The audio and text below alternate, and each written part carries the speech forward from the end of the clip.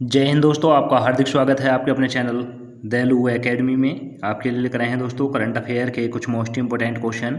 और दोस्तों आप हमारे चैनल पर पहली बार आए हों तो दोस्तों चैनल को सब्सक्राइब कर लें, बेल आइकन प्रेस कर लें ताकि आने वाली क्लास का नोटिफिकेशन मिले आपको सबसे पहले। और दोस्तों क्लास अच्छी लगे तो अपने दोस्तों में ज़रूर शेयर करें। और इससे पहले ही क्लास आपने ना देखी हो तो हमारी प्ले लिस्ट जाकर इससे पहले ही क्लास देख सकते हैं। और दोस्तों हमारे चैनल पर आपको सुबह 6 बजे डेली करंट अफेयर के टॉप 15 क्वेश्चन मिल जाया करेंगे। तो दोस्तों हमारे चैनल को सब्सक्राइब कर लें। चलते हैं दोस्तों आज की क्लास के पहले प्रश्न की तरफ। जैसे कि दोस्तों आज की क्लास का पहला प्रश्न है, कौन सा शहर वर्ल्ड सीरीज कल्चर फोरम में शामिल होने वाला पहला भारतीय शहर बन गया है। तो दोस्तों पहला भारत का शहर कौन सा है जो वर्ल्ड सीरीज कल्चर फोरम में शामिल होने जा रहा है। तो दोस्तों ऐसा शहर बना है बेंगलुरु ऐसा शहर बन गया है जो वर्ल्ड सीरीज में शामिल होने जा रहा है। तो दोस्तों इसका राइट आंसर हो जाएगा option number C. Option number C is right answer. Bharat का ऐसा पहला शहर बेंगलुरु है। अब चलते हैं अगले प्रश्न की तरफ। जैसे कि दोस्तों अगला प्रश्न है, भारत एडीबी ने किस राज्य राजमार्गों को उन्नत करने के लिए 295 मिलियन अमेरिकी डॉलर के ऋण पर हस्ताक्षर किए। तो दोस्तों यह किस राज्य के लिए एडीबी ने यह हस्ताक्षर किए हैं। तो दोस्तों यह किए हैं बिहार राज्य में सड़क निर्माणों के लिए। तो दोस्तों इसका राइट आंसर हो जाएगा option number B. Option number B is right answer. और दोस्तों बिहार को 295 मिलियन अमेरिकी डॉलर दिए जाएंगे। तो दोस्तों इसका राइट आंसर हो जाएगा ऑप्शन नंबर बी। अब दोस्तों यहाँ पर राज्यों का जिक्र हुआ है तो दोस्तों इन सभी राज्यों की राजधानी बता दूं, नोट कर लें। झारखंड की दोस्तों रांची है, बिहार की पटना है, सिक्किम की गंगटोक है, असम की दिसपुर है। अब चलते हैं अगले प्रश्न की तरफ। जैसे कि दोस्तों अगला प्रश्न है, कौन सा देश 2024 आईसीसी पुरुष T20 विश्व कप के लिए क्वालिफाई करने वाली नवीनतम टीम बन गई है। तो दोस्तों नवीनतम टीम किस देश की ऐसी टीम बनी है जो 2024 में T20 पुरुषों का T20 वर्ल्ड कप होने वाला है और उसमें क्वालिफाई कर चुकी है। तो दोस्तों ऐसा करने वाली पहली टीम बनी है पापुआ न्यू गिनी की पहली बार ऐसी टीम बनी है। तो दोस्तों इसका राइट आंसर हो जाएगा ऑप्शन नंबर सी। पहली बार दोस्तों पापुआ न्यू गिनी की टीम पुरुषों वाला T20 विश्व कप खेलेगी। अब चलते हैं अगले प्रश्न की तरफ। जैसे कि दोस्तों अगला प्रश्न है, किस बैंक ने बैंक ऑफ इजराइल को international committee on credit reporting में शामिल होने के लिए आधिकारिक मंजूरी दी। तो दोस्तों यह किस बैंक ने की है। तो यह की है दोस्तों विश्व बैंक ने बैंक ऑफ इजराइल को international committee on credit reporting में शामिल होने के लिए आधिकारिक मंजूरी जारी की। दोस्तों इसका राइट आंसर हो जाता है option number B. Option number B is right answer. अब चलते हैं दोस्तों अगले प्रश्न की तरफ। जैसे कि दोस्तों अगला प्रश्न है, अंतर्राष्ट्रीय मित्रता दिवस कब मनाया जाता है। तो दोस्तों अंतर्राष्ट्रीय मित्रता दिवस कब मनाया जाता है। तो दोस्तों अंतर्राष्ट्रीय मित्रता दिवस मनाया जाता है 30 जुलाई को। 30 जुलाई को अंतर्राष्ट्रीय मित्रता दिवस मनाया जाता है। तो दोस्तों इसका राइट आंसर हो जाएगा ऑप्शन नंबर ए, यानी दोस्तों इंटरनेशनल फ्रेंडशिप डे 30 जुलाई को मनाया जाता है। अब चलते हैं अगले प्रश्न की तरफ। जैसे कि दोस्तों अगला प्रश्न है, किस देश ने 7 बीडी बिल्लियों के संरक्षण के लिए अंतर्राष्ट्रीय बिग कैट एलायंस लॉन्च किया है। तो दोस्तों किस देश ने 7 बड़ी बिल्लियों का संरक्षण करने के लिए अंतर्राष्ट्रीय बिग कैट एलायंस लॉन्च किया है। तो दोस्तों यह क्या है हमारे देश भारत ने, यह हमारे देश भारत ने किया है। तो दोस्तों इसका राइट आंसर हो जाता है option number C. Option number C is right answer. 7 बड़ी बिल्लियों का संरक्षण करने के लिए भारत ने अंतर्राष्ट्रीय बिग कैट एलायंस लॉन्च किया है? तो दोस्तों इसका राइट आंसर है ऑप्शन नंबर सी। अब चलते हैं अगले प्रश्न की तरफ। जैसे कि दोस्तों अगला प्रश्न है, हर साल जुलाई में किस गुरुवार को राष्ट्रीय जलपान दिवस के रूप में मनाया जाता है? तो दोस्तों हर साल जुलाई के गुरुवार को राष्ट्रीय जलपान दिवस मनाया जाता है। और दोस्तों यह गुरुवार जुलाई का कौन सा गुरुवार होता है? तो दोस्तों यह होता है जुलाई का चौथा गुरुवार यानी बृहस्पतिवार को राष्ट्रीय जलपान दिवस के रूप में मनाया जाता है। तो दोस्तों इसका राइट आंसर हो जाता है option number D. Option number D is right answer. अब चलते हैं अगले प्रश्न की तरफ। जैसे कि दोस्तों अगला प्रश्न है, अंतर्राष्ट्रीय बाघ दिवस किस तारीख को मनाया जाता है?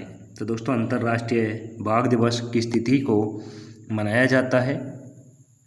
तो दोस्तों अंतर्राष्ट्रीय बाघ दिवस 29 जुलाई को मनाया जाता है। तो दोस्तों इसका राइट आंसर हो जाता है option number B. Option number B is right answer.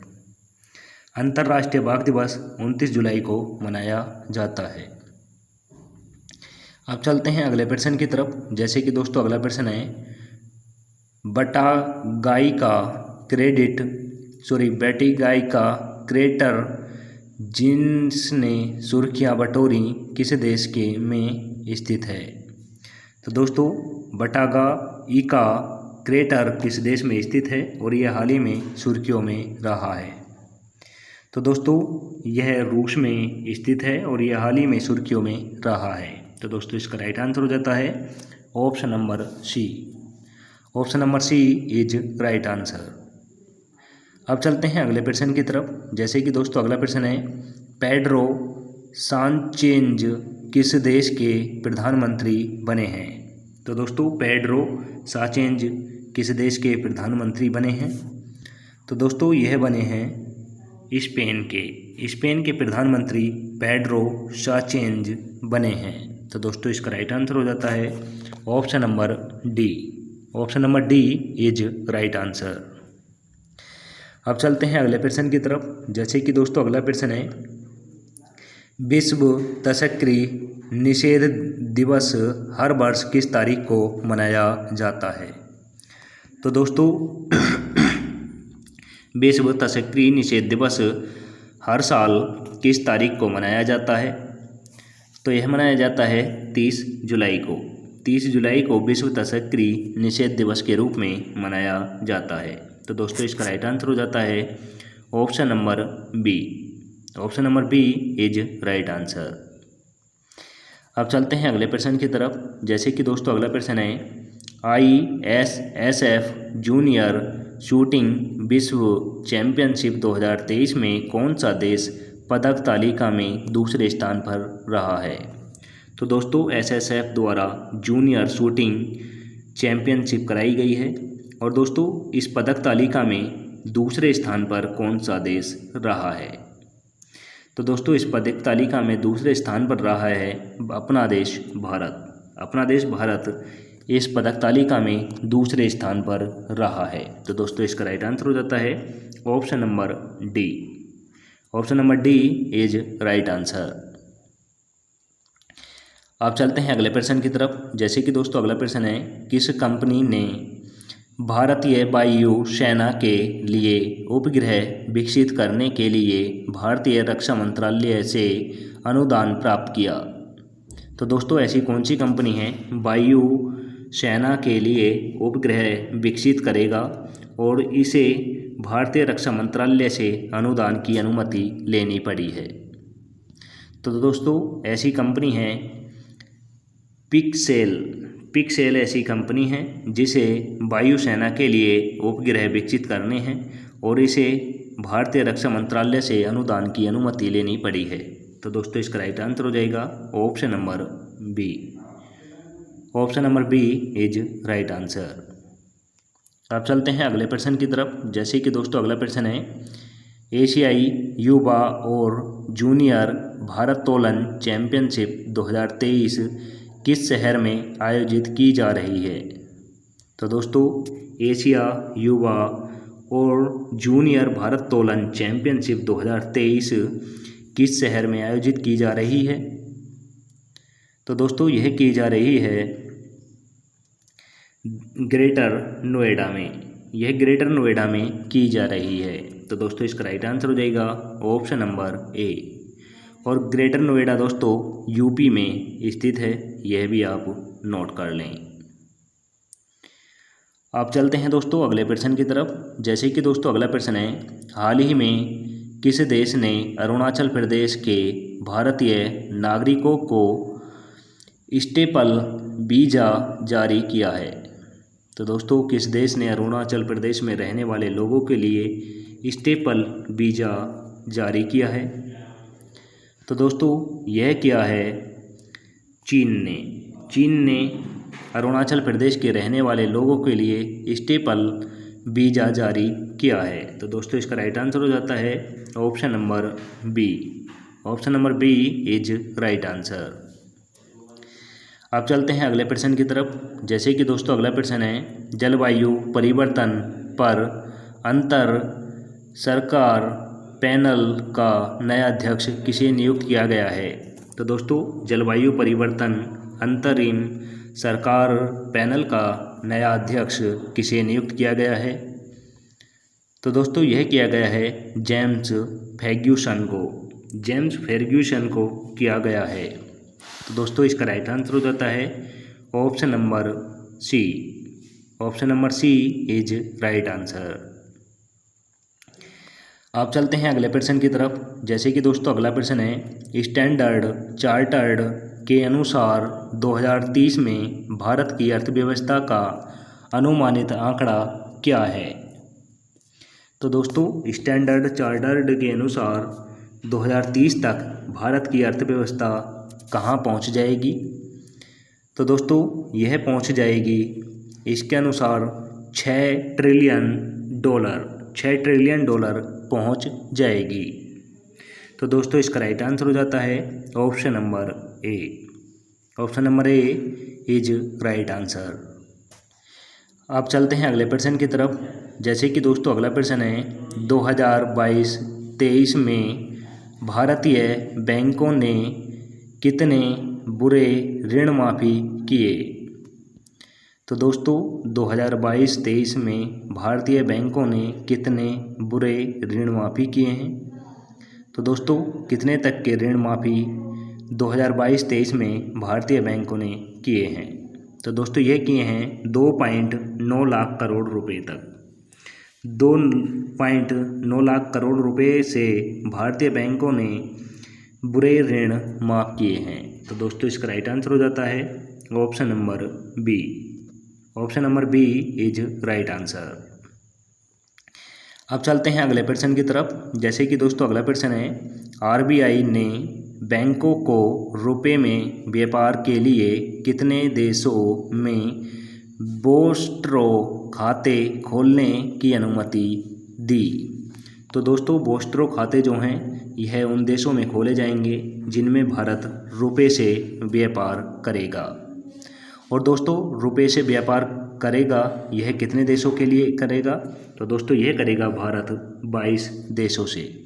22 देशों से रुपए में व्यापार करेगा। और दोस्तों यह आरबीआई ने 22 देशों में बोस्ट्रो खाते खोलने की अनुमति दी है। तो दोस्तों इसका राइट आंसर हो जाएगा ऑप्शन नंबर ए। और दोस्तों बोस्ट्रो खाते यह बैंक यानी जो से बैंक हैं वो बैंकों के द्वारा खोले जाएंगे। तो इसका राइट आंसर है ऑप्शन नंबर बी। 22 ऐसे देश हैं जिनमें बोस्ट्रो खाते खोले जाएंगे। अब चलते हैं आज की क्लास के लास्ट क्वेश्चन की तरफ। जैसे कि दोस्तों आज की क्लास का लास्ट क्वेश्चन है, स्टार सीरीज जिसने सुर्खियां बटोरी किस से संबंधित है? तो दोस्तों स्टार सीरीज जो है यह किस खेल से संबंधित है, किस चीज़ से संबंधित है और यह हाल ही में सुर्खियों में है? तो दोस्तों यह भारतीय बैंक नोट से संबंधित है और यह हाल ही में सुर्खियों में है। तो दोस्तों इसका राइट आंसर हो जाता है option number A. Option number A is right answer. दोस्तों इसी के साथ आज की क्लास समाप्त होती है। आपको क्लास कैसी लगी कमेंट करके ज़रूर बताएं।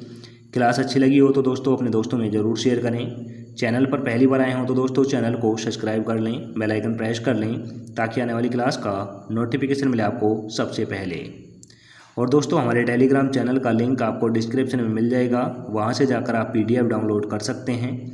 मिलेंगे दोस्तों नेक्स्ट क्लास के साथ। जय हिंद, वंदे मातरम।